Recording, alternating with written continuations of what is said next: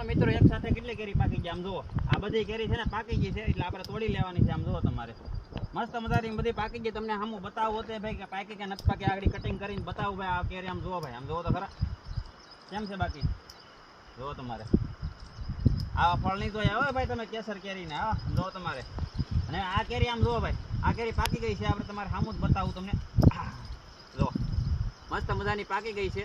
તમને એમ લાગે કે ભાઈ તોડી લે એવું કાંઈ નથી ભાઈ. આમ જુઓ પાકી ગઈ એટલે કાંઈ ઘટે નહીં એવી પાકી ગઈ છે. આહા તેને બાકી ઘટે નહીં એવું જુઓ તમારે. બધી કેરી પાકી ગઈ છે. હજી તમને તોડીને બતાવો. આમ જુઓ આ કેરી બધી પાકી ગઈ. જો ફળ જુઓ, ફળ તમે જુઓ કેમ છે બાકી. હવે 3 ફળ છે એ પાકી ગયા છે, પણ આપણે આંબે રહેવા દેવાના છે. એ પછી ખાવા થાય અત્યારે. જો એટલા ફળ આમ જુઓ તો ખરા આ પક્ષી ખાય પણ ગયા. જો એટલે હવે આ કેરી આમ જુઓ મસ્ત મજાની છે. અત્યારે તમારે સામું લાઈવ કટિંગ કરીને જુઓ તમારે.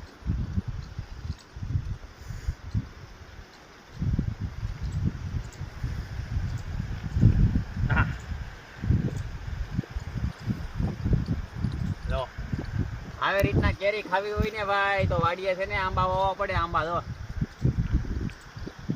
હા કેસર કેરીનો ટેસ્ટ એટલે કાંઈ વાત પૂછે ને. આમ સુગંધ જુઓ, હા કેવી સુગંધ આવે મિત્રો. એટલે આવી રીતના ભાઈ આમ જુઓ કેરી ખાવી હોય ને આંબેથી તોડીને કેરી તો સ્પેશિયલ બગીચો કરવો પડે. બગીચો તો મજા આવે. બાકી પછી માર્કેટમાં કેરી તમને મળે છે કાર્બનવાળી રેડી.